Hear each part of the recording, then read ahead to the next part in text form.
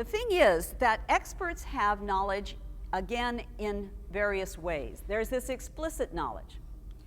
That's what you have on your computer, presentations, notes, reports. There's also knowledge you can get through the internet, or at least information.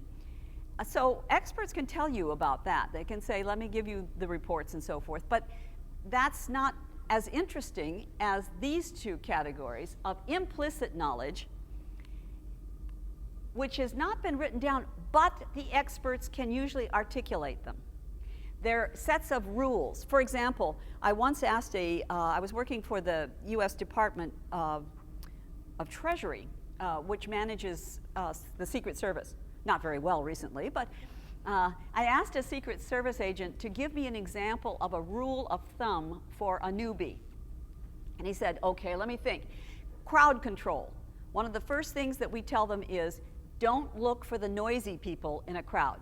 They're not the dangerous ones. Look for the quiet ones. It's a simple rule. There are processes and steps that you have in your head.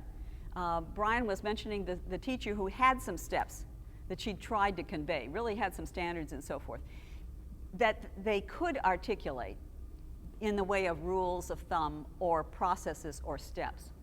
And then there's this tacit knowledge. Now that's what I would argue experts have a real problem articulating.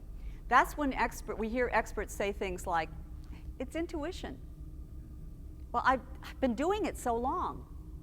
I just know.